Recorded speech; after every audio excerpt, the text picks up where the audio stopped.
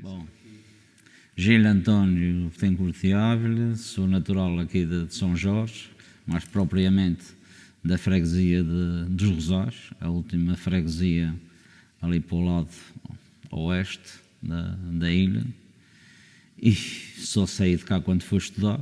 Estudei no Seminário Maior de Angra do Heroísmo e depois regressei e cá estou e é para ficar. Já não tenho idade para ir para muito mais longe do que isso. Os meus filhos, portanto, a minha filha está na Inglaterra, o meu filho está lá fora em Castelo Branco, onde é mestrado em música, ela é parte de fisiatra. Portanto, só saí daqui quando fui para o Seminário Maior, mas aí, portanto, já tinha o 9º ano, na altura o 3º ano liceal. E depois estive lá, fiz lá a parte de filosofia, tive 5 anos no seminário e depois regressei à ilha, o normal. Que idade é que tinha acontecido? Portanto, quando eu saí tinha 17 anos. Ok, e já tinha saído da ilha antes?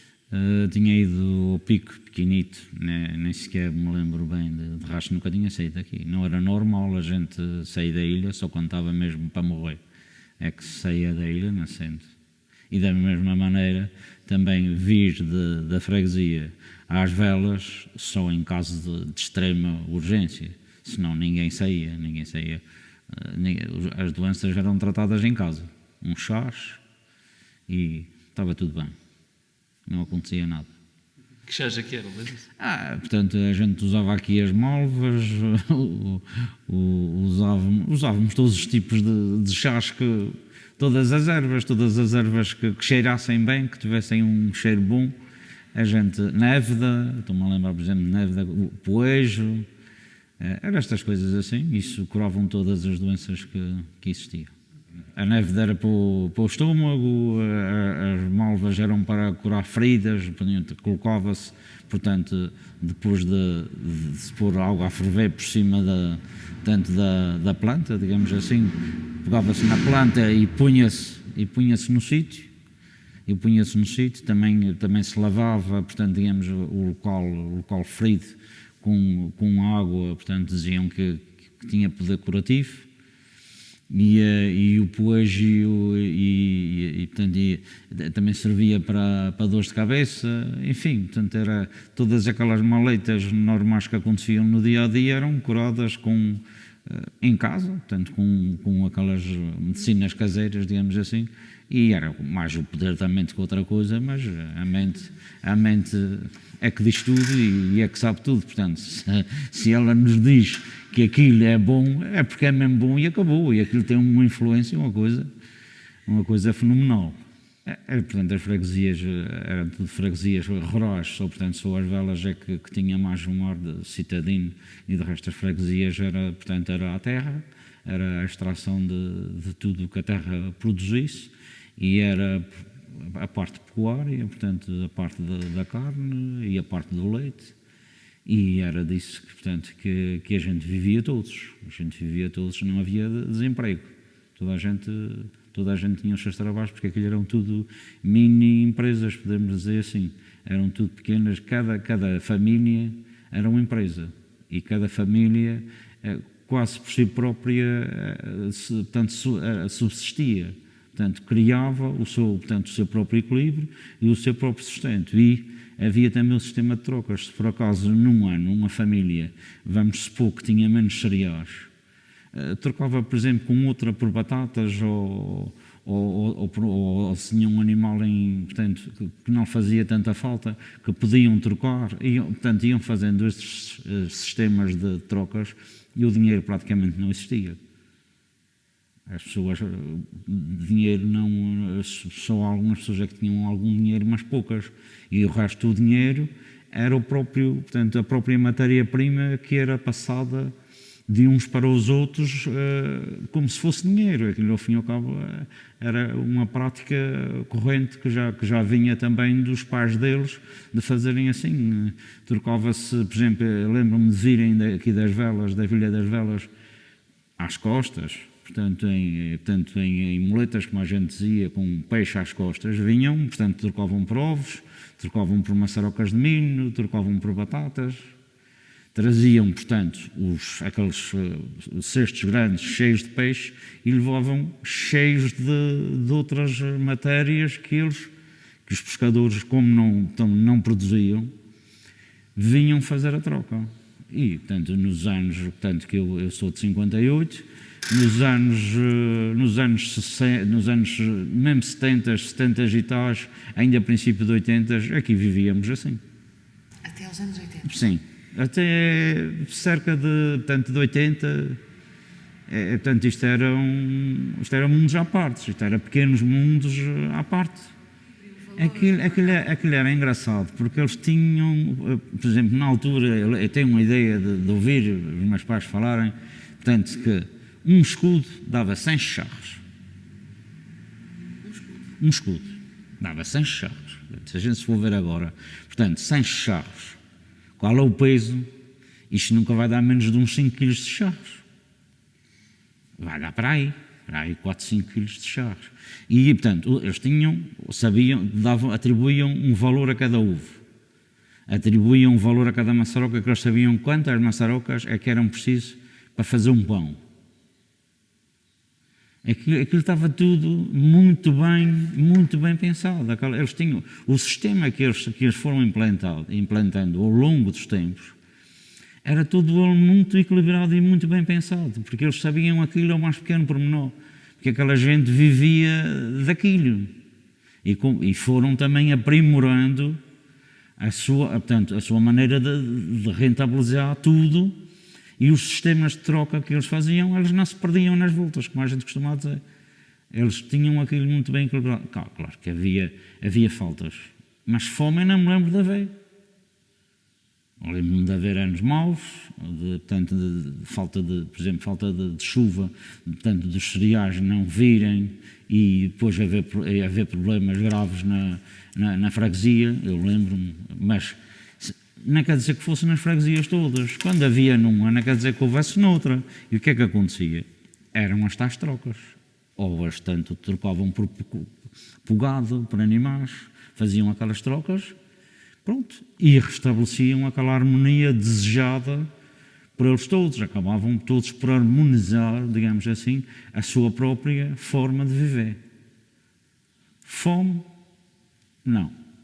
Portanto, poucas quantidades, sim. As coisas, eu acho que, portanto, que aquele desperdício que a gente tem hoje, que eles não tinham. Eles eram muito mais metódicos que nós. Eles, portanto, sabiam organizar melhor, com mais pormenor, as suas alimentações. Porque não podia haver percas de nada. Porque uma pequena perca podia, no fim do ano, ser uma falta numa determinada família. E aquela família tinha que estar preparada até à próxima colheita. As colheitas, portanto, os anos não eram marcados pelo fim do ano, eram marcados pelas colheitas.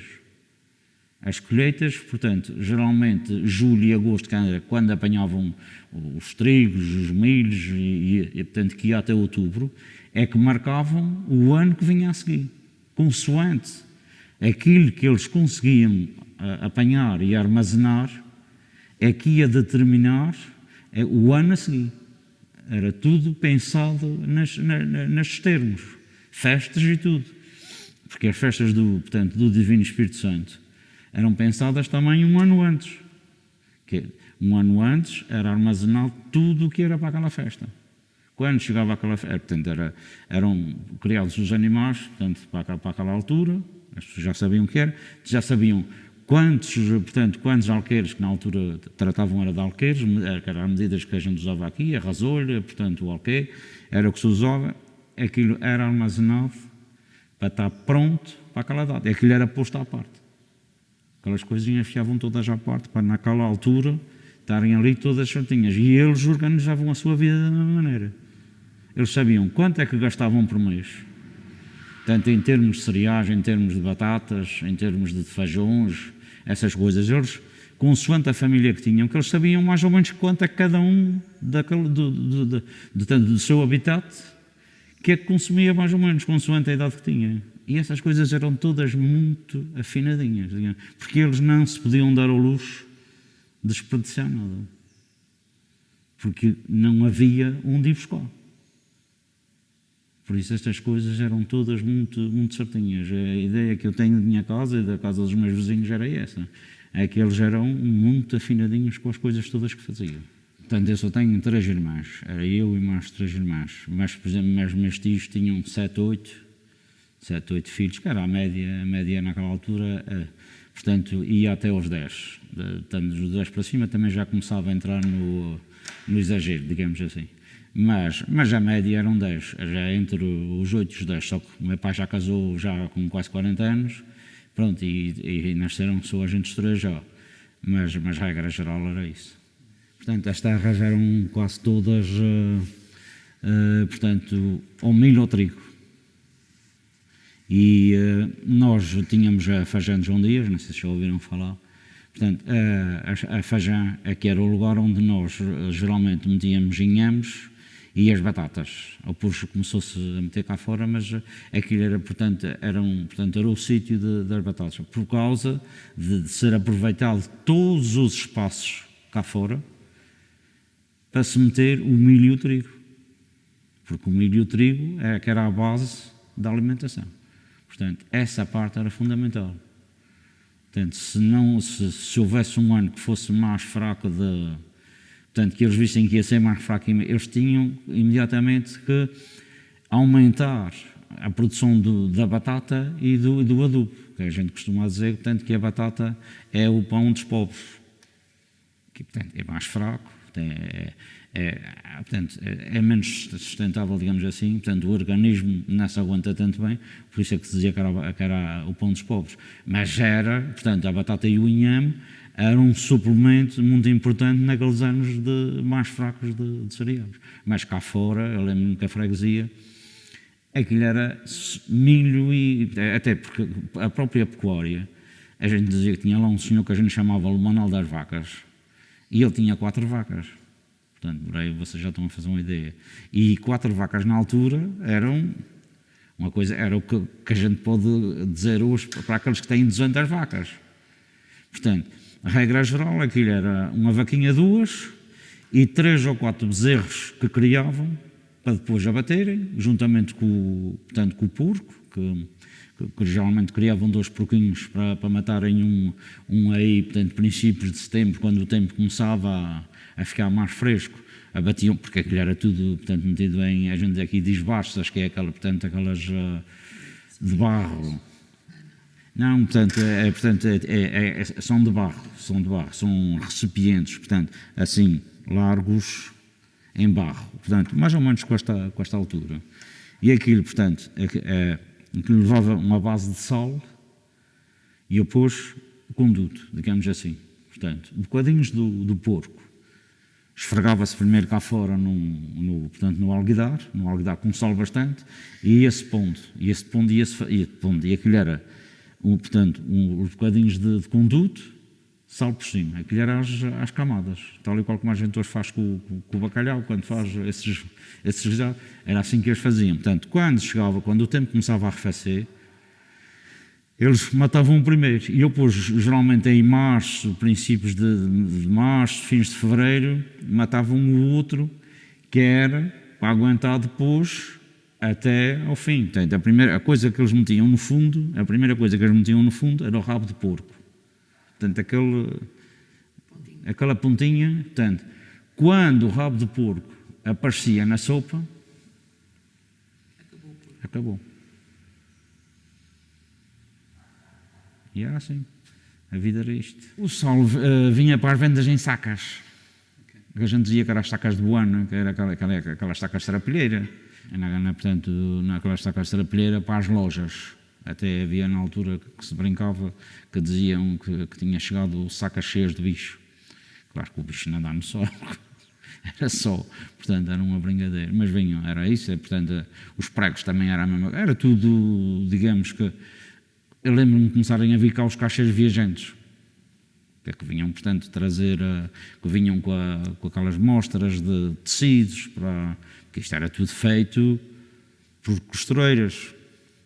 Portanto, não, roupas feitas não havia, só mais tarde começaram a vir da América as sacas de roupa, vocês já devem ter ouvido falar nisso, mas isso, pronto, Isso foi ainda muito, porque havia já antes havia qualquer coisa, mas muito reduzido. Ou depois já começou a mania de começarem a ajudar as pessoas, porque as pessoas não tinham roupas. Por exemplo, na minha freguesia, eu lembro-me que as pessoas andavam descalças. Eu andei descalço até aos 10 anos e não andei mais porque parti uma perna e depois tive que começar a andar calçado. Mas a gente ia descalço até perto da igreja e levava, portanto, todos levavam, portanto, os seus sapatinhos na mão.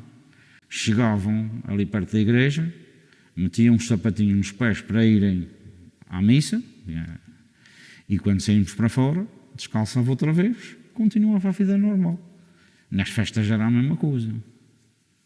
Era, portanto, tudo usado o mínimo. Eu lembro, por exemplo, de vir à América, sapatos, de pessoas a andarem com sapatos que não eram do mesmo par, eram sapatos diferentes, mas isso não era importante, isso não era relevante. O relevante, e pronto, e que era um luxo, digamos assim, era a pessoa aparecer na festa calçada. Desde que a pessoa tivesse qualquer coisa nos pés, estava bem vestida, porque não havia, porque andava toda a gente descalço. Era normal. Ainda me lembro de pessoas velhas, portanto, morrerem e andaram uma vida descalço. Alguns até tinham os dedos todos partidos. Eu, por exemplo, principalmente os dedos maiores, as unhas são uma desgraça, são todas cambadas, porque os caminhos eram extremamente irregulares, que a gente não sabia que era asfalto. Quando eu me criei não havia asfalto nem aqui, nem em lado nenhum, nem em ilha nenhum, acho eu. Porque a gente também não saía daqui, não sabemos. Mas aqui era tudo em terra. E as canadas eram pavorosas, que eram canadas de carros de bucho. Que eram dos carros de bucho, portanto, passavam para levar as coisas, portanto, os outros utensílios para as terras, as ferramentas, e também depois trazerem as culturas que se produzia para casa. Aquilo era tudo caminhos de relheiras, não sei se vocês sabem o que é relheiras. Portanto, aquilo é uns brocos, que é do carro de bucho, vocês já viram um carro de bucho, e portanto, aquilo tem umas rodas que têm uns arcos de ferro, de tanto baterem ali, de tanto gastar, aquilo tem sulcos assim fundos, que é onde passava sempre, portanto, a roda, onde a roda passava sempre. E então, nós que andávamos lá e andávamos descalços, e às vezes distraímos, dávamos pontapés nas pedras. O que é que acontecia? Quando a gente dava, muita vez, a unha já foi. E, portanto, e o curativo, mas que funcionava bem, vocês acreditem que funcionava muito bem. Portanto, o melhor curativo que a gente fazia era quando dava um pontapé, automaticamente a gente pegava num torrão de terra e trás. Punha em cima, aguentava um bocadinho, o sangue parava de correr e pronto. E dali a dias havia de vir outra vez a unha e era assim que funcionava. Por isso, portanto, tanto de um pé como do outro, portanto, os dores, as unhas são todas campadas, são todas torcidas, porque elas caíram tanta vez. Mas não era só eu, era todos, era a gente todos. E eu lembro-me de um senhor que não conseguia calçar sapato nenhum, porque tinha os pés tão deformados, os pés faziam como uma volta. Porque também andava muito e em terrenos, os terrenos dele eram muito desequilibrados, portanto, eram muito... portanto, a inclinação era... E dele andar sempre naqueles terrenos, ele tinha os pés todos campados, não havia sapatos nenhuns que lhe entrassem nos pés. Isto era assim, a vida era assim, até 70 e poucos, perto de 80, a vida aqui era assim que funcionava. As sacas de roupa...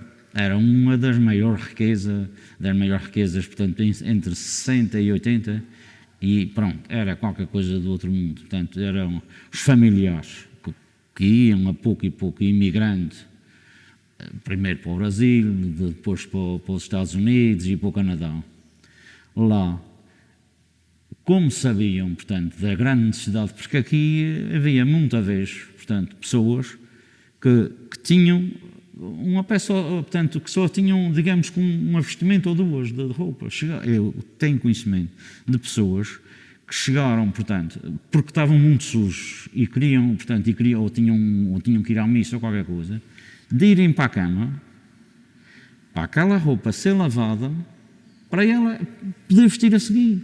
Porque não tinha outra para substituir aquela. Então, como só tinha aquela, melhorzita qualquer coisa talvez, a pessoa despia-se, portanto, a dona da casa, digamos assim, lavava, para no outro dia ela poder sair da cama e poder vestir.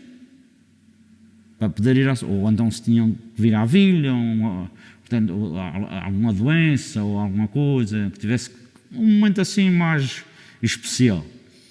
Para não vir, portanto, toda suja, fazia-se muito isso, havia muito isso.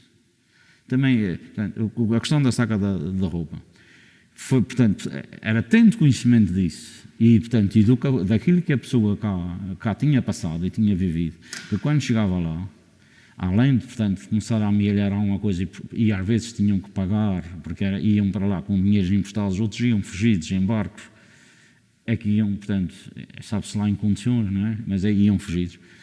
Iam começando a juntar algumas peças e quando tinham uma saquinha de roupa, até que havia uma frase que eles diziam que era: se a saca estivesse suja, pagava menos imposto. A saca de roupa, portanto, exteriormente, se estivesse muito limpinha, pagavam um X, que consideravam, portanto, que devia vir a roupa boa dentro da saca. Se a saca estivesse suja, isto deve ser uma boa porcaria que está aí dentro, não é? Se por fora já mostra isso, imagina-se o que é que vem aí dentro. E então eles tinham o hábito de sujarem a saca. Mas sujá-la bem, porque as sacas eram brancas. A saca de roupa da América tinha que ser branca. Isso aí, chapéu, nada a fazer. Porque se não fosse branca já perdia alguma cor dele. Portanto, tinha que ser branca e tinha aquele cheiro especial ao americano. Tinha que ter aquele cheiro especial à América. E depois, aquelas peçazinhas, portanto, a família juntava-se e aquelas peçazinhas eram todas divididas na altura que era aberta a saca. Aquilo era a mesma coisa que nos dias de hoje a gente entrar num hipermercado. Aquilo era uma bênção, aquilo era quase uma bênção que tinha caído ali. E a saca de roupa tinha este efeito. E quando o carteiro chegava à porta e mostrava que aquilo era um papelinho azul, diziam que era o bilhete da saca de roupa da América, eu lembro-me bem. Quando o carteiro levantava a mão, porque eles geralmente, quando era isso, claro que eles também gostavam de dar boas notícias, e quando chamavam e mostravam, é que a pessoa que recebia aquilo era quase como ganhar a lotaria hoje. Aquilo era uma coisa fenomenal, era uma coisa engraçadíssima. Mas e era nessas alturas que por vezes também vinha disparados, também vinha às vezes coisas, sapatos trocados, como eu disse ainda agora, sapatos, um de um pé, outro do outro, também era o que eles arranjavam. Porque também o dinheiro lá fora não andava a rolos. Sim, nós temos vários tipos de trabalho, mas, portanto, a começar, portanto, temos vários tipos de trajes, digamos assim. Temos, como a freguesia rural, portanto, uma grande base dos trajes é trajes de trabalho. Mas o traje de trabalho tem o traje da agricultura, mas também tem o traje do sapateiro, que era da freguesia, portanto tem o traje da costureira, tem o traje que nas freguesias, portanto na altura havia os regedores, tem os trajes de gente, portanto, rica, digamos assim, tem o outro traje médio que a gente diz que é o traje de veiradez, que era o traje de ir à missa, mas também tem o traje do pobre, que era o que andava descalço e que, portanto, que usava a tal saquinha na cabeça, quando era para carregar coisas às costas, que era para amolecer, ou então para quando chovia também empatar alguma água. Antes da saca usavam, portanto, a palha do trigo. Com a palha do trigo faziam tipo casota e punham por cima, porque a água escorria e não chegava e desviava um bocadinho a pele. Também, mas isso nós não temos porque ninguém quer usar. Portanto, não conseguimos, temos isso feito, mas não temos elemento nenhum que queira usar isso. Porque a gente, nos dias de hoje, temos um problema grande, que é, as pessoas são um bocado vaidosas. É verdade, eu aceito isto com alguma pena, mas é isto que havia outros tipos de trajes que nós conhecemos e que gostaríamos de usar, mas que eles não aceitam usar. Porque as pessoas, portanto, o mundo que hoje nós estamos a criar,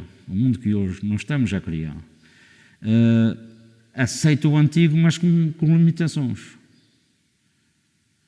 Porque tudo é vergonha, menos aquilo que realmente é vergonha. Aquilo que realmente é vergonha e que as pessoas deviam tentar evitar, que é disparates medonhos que se fazem na via pública, digamos assim, e que ninguém evita, isso não é vergonha, isso não tem problema nenhum. Agora, tudo o que seja portanto, para representar o antigo, para recriar o antigo, é muito limitado. Por exemplo, o tipo de sapato, principalmente para as senhoras, é complicadíssimo. Que elas só aceitam. Por exemplo, a galocha tradicional, neste momento no grupo, temos só 2 ou 3 mulheres a usar a galocha. As outras não usam, nem pensar nisso. E quem diz a galocha, portanto, diz os outros tipos de trajes. É muito fácil vestir uma senhora com uma roupa de traje rico, antigo. É facílimo. Mas se for um traje de trabalho, já é mais complicado. Porque é feio. Porque ela não se sente bem. Porque ela quer ser vistosa, quer ter o traje bonito e esquece que os seus antepassados passaram por aquelas fases todas da vida. Isto hoje em dia temos um bocado nisto. Quando é que começa o grupo etnográfico e quando é que o senhor... Ele não é grupo etnográfico, ele foi sempre grupo de folclore. É grupo de folclore, por uma razão muito simples. E aí, portanto, a opção é minha. É que o folclore é muito mais abrangente do que o etnográfico. O etnográfico abrange, portanto, diz, olha, nós vamos representar, se ponhamos, o século XIX. Tens que estar só dentro do século XIX. Portanto, o grupo de folclore é representativo de todas as épocas. Pode ir até ao ponto de ter um traje dos dias de hoje. Portanto, mesmo aquelas calças rotas que usam hoje e isso tudo, o grupo de folclore permite isso porque é uma adaptação dos tempos.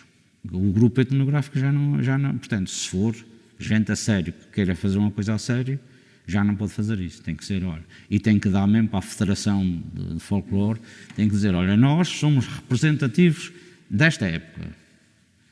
E está balizado. E quando é que começa então o grupo? Começa em 91, a gente começamos aqui em 91, e, portanto, mas já antes tínhamos aqui os chamados bailes de roda, que estão associados aos momentos de fartura da ilha, portanto, que era a altura das colheitas, era a altura das matanças do porco, era a altura que vinha um imigrante, que era preciso estar tudo, portanto, era tudo canalizado para aqueles momentos de festa, de fartura. Portanto, era nesses momentos que se faziam os bailes de roda. Só que, com a evolução, os bailes de roda foram sendo passados pelo chamado baile de salão. Portanto, o baile de conjunto, e os bailes de roda foram passando à história.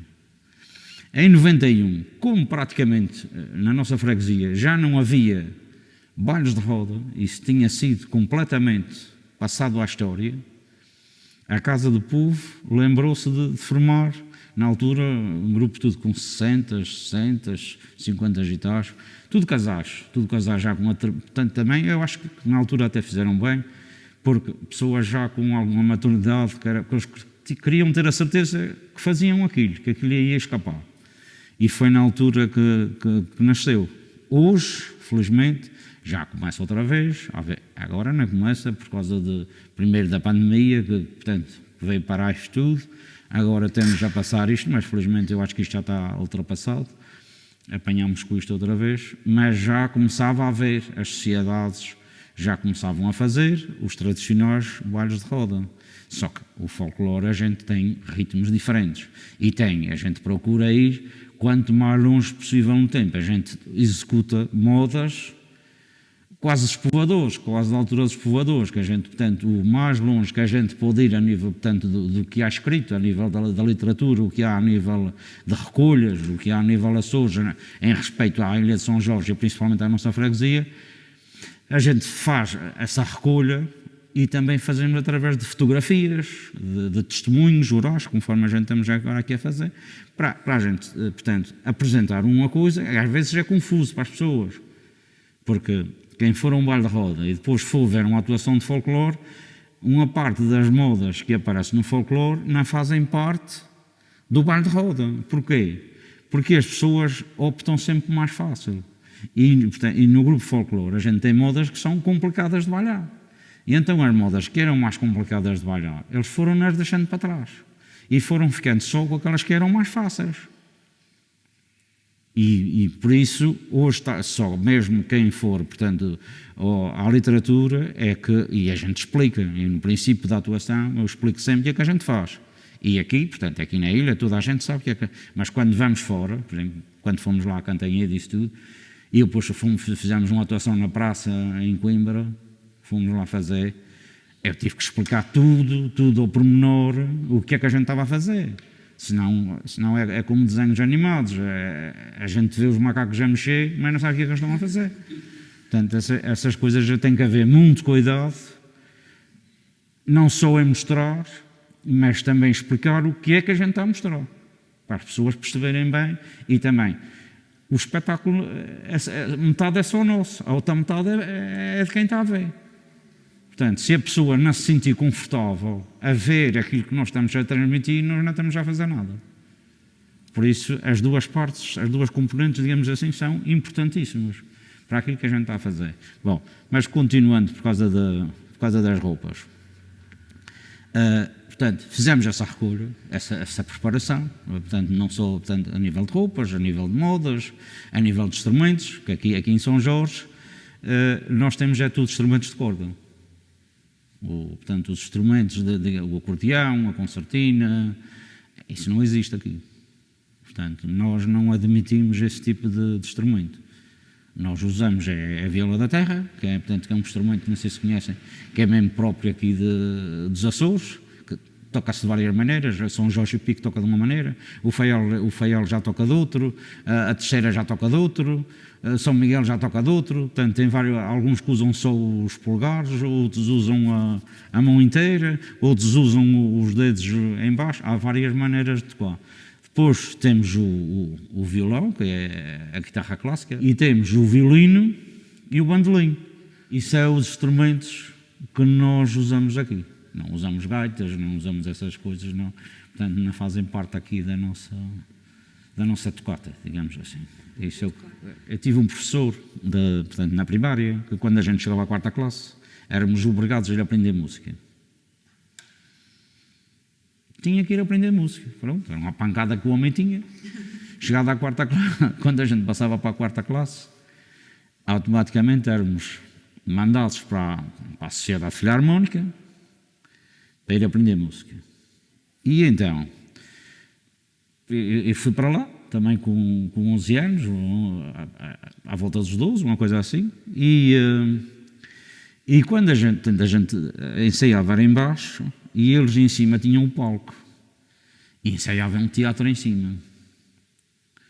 E quando a gente subia, eles estavam lá no ensaio de teatro e geralmente ficavam ali um bocadinho a ver aquilo, achavam uma certa graça aquilo, e tinha alguns senhores com alguma idade que eram engraçados, e surgiu lá numa altura uma peça de teatro, mas na altura era usado o ponto, sabem que é o ponto, portanto a senhora ou o senhor lá na caixinha ia dizendo e eles iam repetindo aquilo que a pessoa dizia, mas aquela peça tinha uma parte que não dava para o ponto de dizer, porque aquilo tinha que ser tão rápido que não fazia sentido, portanto, eles hoje experimentavam um, amanhã experimentavam outro, mas aquilo eram, eu acho que eram 3 ou 4 páginas por os dois lados.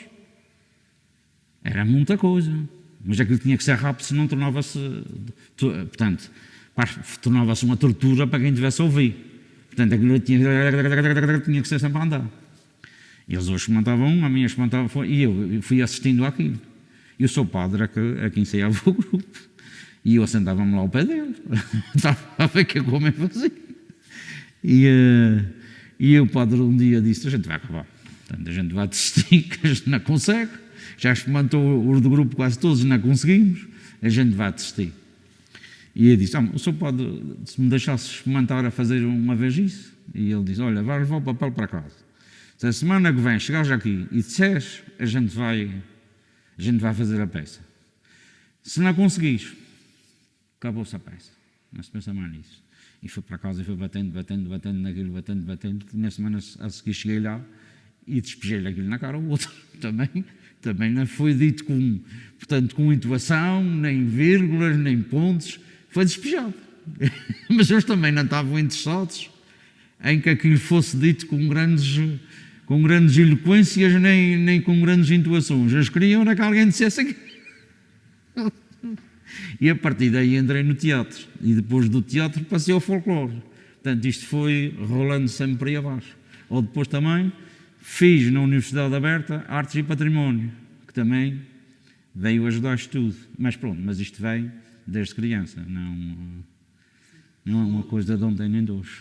A Filarmónica ainda tem atividade hoje?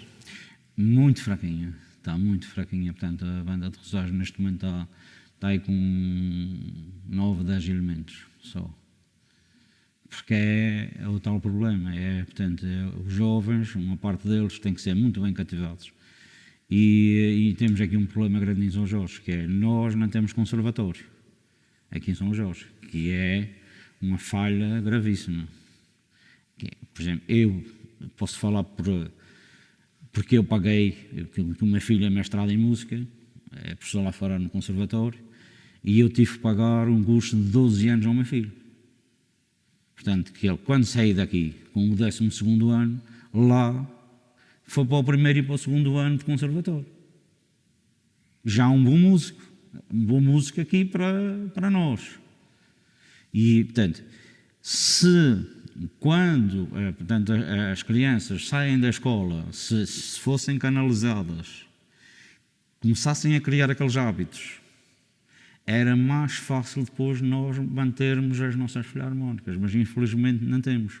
Não temos. O que nós temos da direção regional, anterior, e agora esta não sei, porque este governo também é recente, não sei o que é que vai fazer, era 1.500 euros por ano para dar um formador que vai passar um inverno a ensaiar crianças.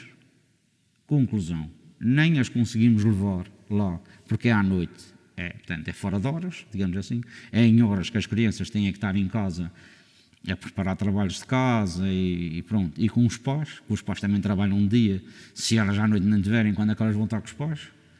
São tudo coisas que não batem. E neste momento nós temos portanto, uma grande lacuna aqui nesse aspecto. E as filarmónicas, infelizmente, em São Jorge estão todas a ficar muito fraquinhas. Por exemplo, eu sei que aqui na Ilha do Pico, em Faial tem o conservatório, mas aqui na Ilha do Pico contrataram um colega do meu filho, que está aqui, portanto, que é pago pelas 3 câmaras da ilha, e que faz esse tipo de trabalho, na hora normal. Portanto, quando saem da escola, a seguir têm 1 hora ou 2 de formação musical, e a seguir vão para a sua vida. E aí as coisas fluem de uma maneira completamente diferente. Aqui isso não está a acontecer. Não está a acontecer. Quando não tem bases, a coisa cai, que é o normal. E neste momento aqui em São Jorge há umas quantas filarmónicas que pararam e há outras que estão, a gente não vai dizer vivas, estão nem vivas nem mortas. Estão naquele interregno, digamos assim.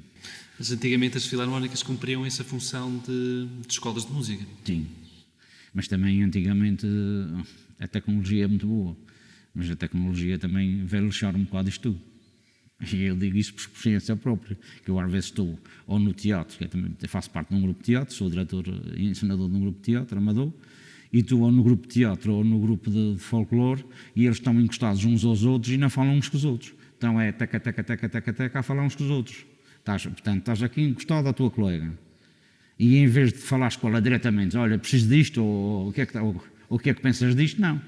Tu escreves. Que eu assisto a isto, às vezes eu digo, vocês daqui a dias não sabem falar uns com os outros.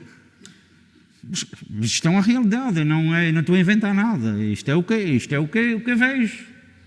E houve uma altura que a gente conseguia tirar os telemóveis, tinha lá um cesto e a gente dizia, olha, vocês põem agora aqui os telemóveis, quando acabarem o ensaio, tiram os telemóveis. Neste momento esquece. Neste momento, ninguém, se disser a um que tem que desligar o telemóvel, ele fecha na volta da porta e não torna a ver. Desaparece. Portanto, estas coisas são muito boas, mas vieram criar aqui mecanismos diferentes. Pronto, e as pessoas criaram outros interesses, criaram outros ritmos e já não há aquele interesse. No meu tempo, a gente aquilo era ir para o ensaio, era uma festa. Era uma festa. E ainda por cima atuar na Filarmónica, diante daquela gente toda, era um espetáculo. Olha, estás a ver, o meu filho está ali. Olha, está a tocar bem, está bem vestido. Agora ninguém liga a isso. Agora está com um traje vestido. Quase que é um desprezo. A gente entrou um bocado nisto e espero bem, porque e também acredito que a gente evolui muito depressa, evolui depressa demais para aquilo que nós tínhamos antes, que a gente passou de 8 a 80. E eu espero que a próxima geração já seja capaz de conciliar uma coisa com a outra, porque esta que nós, neste momento que nós temos que eu vou dar esses 40 que estão a criar filhos, apanharam aquilo tudo de catadupa. E como apanhar aquilo de uma pancada muito grande, acho que não se integraram bem. Eu espero que esta geração que está agora a crescer, que venha já com muita sensibilidade e que também era muito importante que nós, e quando digo nós, é a gente todos, tenha a capacidade de os mentalizar que o passado não é uma vergonha. Se não fosse o passado, que eles não existiam. Agora a gente todos vai ter que criar sensibilidades e ter capacidade de explicar isso a eles. E isso é que a gente tem que fazer. De que forma é que se sente envolvido com isso? Ou de que forma é que, por exemplo, o grupo folclórico esteve envolvido neste processo de construção ou está envolvido na reserva da biosfera? Nunca fomos perdidos nem achados nisso. A realidade é esta. Nunca fomos chamados a isto. A gente sabe que isso existe. Mas as entidades competentes para isso nunca nos envolveram nisso. Nós, portanto, estamos... E quando digo nós, digo pelo menos as atividades culturais. Eu acho que nós estamos completamente à margem. Acho que mesmo os próprios responsáveis por isso tenho a ideia que eles não sabem bem qual é o caminho que querem seguir. Ou então, se sabem, não nos transmitem. Não há, digamos que, uma informação clara sobre o que é que se quer, qual é o rumo que se quer para se tomar. Isso é uma coisa meia escondida. Isso não é, portanto, para ser sincero consigo, é isto. A gente nunca foi perdido nem achados nisso. E pessoalmente teria vontade de ter estado envolvido ou de algo? Isto é assim, nós que andamos envolvidos nisto, procuramos fazer, portanto, desde o povoamento até hoje, uma ligação direta. Procuramos fazer uma linha contínua no tempo.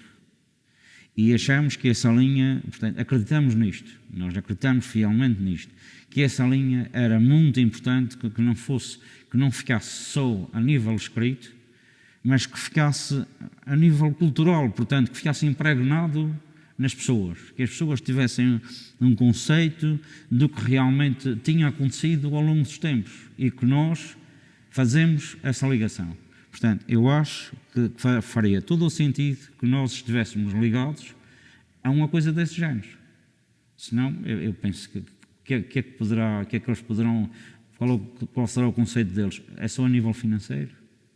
É só a nível financeiro portanto, que fazer parte da biosfera tem interesse? É só isso?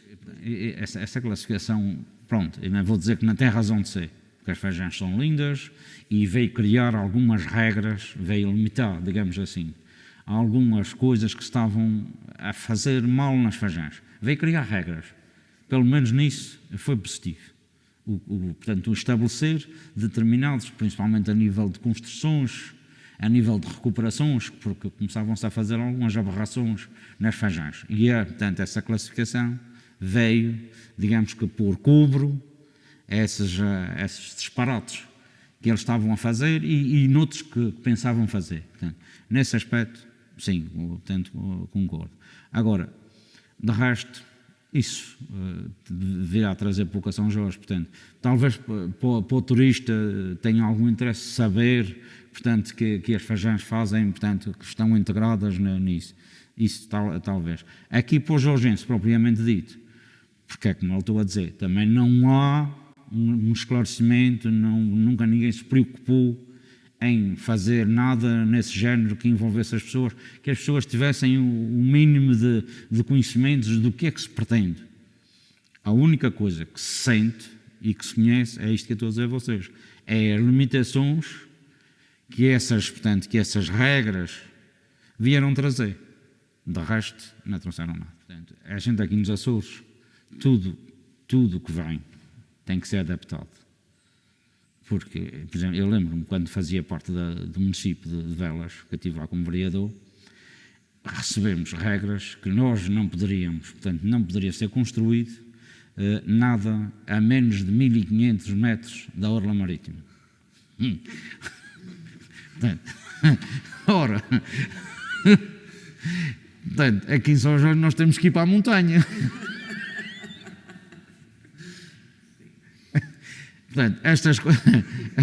É claro que eles vivem em espaços grandes, eles têm espaços grandes. Nós aqui, ainda ontem eu estive a fazer uma crónica aqui para um rádio, e o que eu disse, e pronto, e acho que faz todo o sentido. Nós somos aqui 9 terrões de terra. Isto é, 9 terrões de terra com um punhado de gente. Ladeados de mar e de vulcões. É isto que nós temos. E quem aceitar isto. Foi por causa da crise de sismo que está agora aí. Quem aceitar isto, fica aqui. E quem não aceitar isto, não pode ficar aqui. A realidade é esta. Estes têm um punhado de gente no Faial, a gente tem outro punhado aqui, o Pico tem outro. Mas isto é um punhado de pessoas. Qualquer rua, lá fora no continente, tem tanta gente, como a gente tem aqui na ilha. A gente aqui conhece todos. Eu conheço as ilhas, as pessoas quase todas da minha ilha, porque a gente somos à volta de 8.000 pessoas ou 8.000 pessoas. Como é que eu não posso conhecer? Eu conheço todos.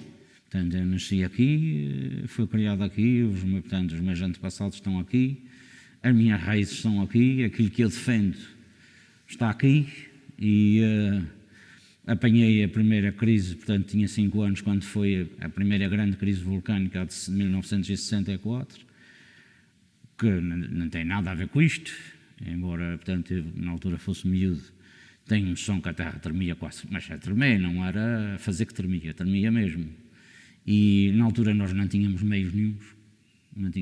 A gente foi, portanto, deram-nos na Calheta, a gente foi para a Calheta, deram, portanto, as instalações que nos forneceram na altura, foi um barquinho daqueles de pesca, tipo, a gente diz aqui, uma lanchazinha, daqueles de boca aberta, pequeninos como eles vão lá fora pescar, foi isso que nos forneceram, com uma lonazinha por cima. E acredito que aquilo, ao fim de 4 ou 5 dias, aquelas tábuas estavam macias para a gente dormir. Não nos deram mais nada. Eles, neste momento, ofereceram esta gente toda. Portanto, se houvesse qualquer coisa, eles tinham tudo aí, eles têm camas, eles têm cozinhas, eles têm enfermarias, e as pessoas fogem, foi o que eu digo na crónica, é um contrassenso. Parece que esta gente, agora é que descobri, que a gente vive em ilhas vulcânicas. Quando a gente não tem aqui ninguém a nascer, pronto, alguma pessoa que venha do continente ou estrangeiro, que não tenha essa noção, todas as pessoas que vivem nos Açores, têm a noção que é isto, é água e vulcões por baixo. E o dia que a gente não tiver vulcões, isto cai. Que o vulcão é que aguenta. É a energia que aguenta. Por isso eu não... Pronto, nasci aqui, estive fora a estudar, voltei e tenho os meus filhos não estão aqui, estão na Inglaterra ou estão no continente. Eles vêm cá, eu vou lá, mas a minha terra é esta. e aqui vou ficar.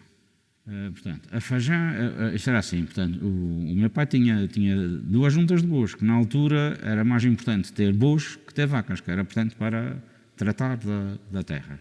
Mas, portanto, ao sábado, só se o mar estivesse muito mau, mas se não estivesse mau, portanto, ao sábado nós íamos ao peixe e às lapas, que era para vir auxiliar durante a semana a alimentação. Portanto, era sagrado. E, portanto, as batatas, o inhame, as uvas, eram da Fajã. Aquilo era uma espécie de arrecadação que, portanto, que eles tinham. Eles tinham as terras cá em cima para trigo e milho. E tinham, portanto, a Fajã para uvas, inhames, batatas, peixe e lapas.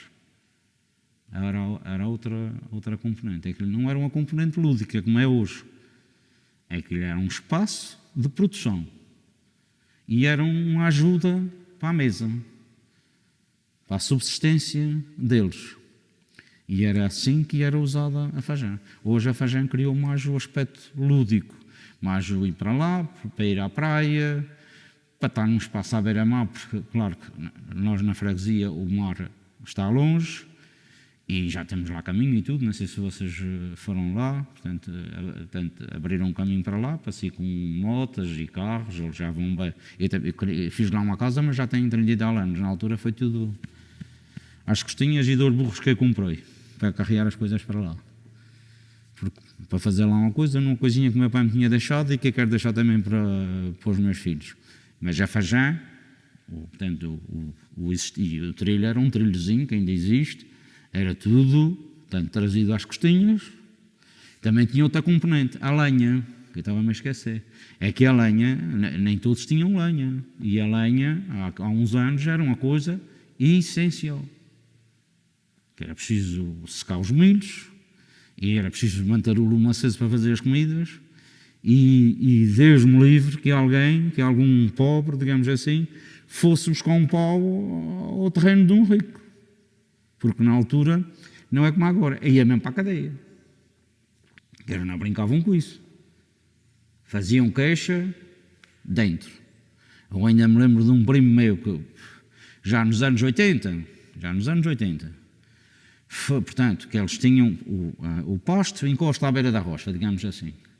E para ali abaixo, até o fundo da Fajã, portanto, o dono daquele posto é dono até o fundo da Fajã. Aquele espaço por lá abaixo é dele. Então, tinha que saber, o máximo, tinha espaço também que não eram de ninguém. E então, as pessoas iam buscar lenha, era esses espaços, portanto, que eram baldio, digamos assim. Aí, portanto, que aqueles que não tinham lenha cá fora iam buscar. Às costas ou em burros. Portanto, a Fajã também tinha esse componente. A parte, digamos, do gás que hoje se usa, vinha principalmente daqueles que tinham menos poder, que tinham menos poderio económico, também vinha da Fajã. A lenha era toda carregada para fora, geralmente às costas. Quanto tempo é que demora a vir dos Rosais à Fajã e voltar? Carregado, portanto, na volta para cima, carregado, 1 hora. 1 hora se for até o fundo. Porque geralmente a lenha, portanto, se fores pelo trilho abaixo, levas aí uma meia hora a descer. Para cima, de lado, portanto, do fundo da Fajã até cá acima, levas aí uns 45 minutos. Se vieres num passinho regular, digamos assim, que não posso também vir muito depressa, senão arrebentas e tens que parar um bocado. Tem que ser passinho, antepé, como se costuma dizer, 1 hora, portanto 1 hora, para vir nas calmas, para não chegar cá acima muito transpirado, vir nas calmas, 1 hora. Carregado, era diferente, mas eles também iam até meia rocha, às vezes nem tanto, eles iam lá, cortavam lenha, e depois iam buscá-la, era assim. Mas o outro, que eu nem te cheguei a dizer, o meu primo, quando se casou, foi lá à rocha e cortou um bocado, mas esqueceu-se desse pormenor do pasto da beira da rocha. O dono, um velho, mesmo nessa altura, já nos anos 80, é que foi lá buscar a lenha que ele tinha cortado. Não foi ele. Ele foi lá abaixo, à polícia, dizer que o meu primo tinha de cortar a lenha na dele. Eles foram lá, portanto, verificar, sim senhor, correspondia, portanto, estava direito com o poste, e ele mandou homens trazer a lenha para a beira da rocha, e o meu primo não ficou com lenha nenhuma. Nos anos 80.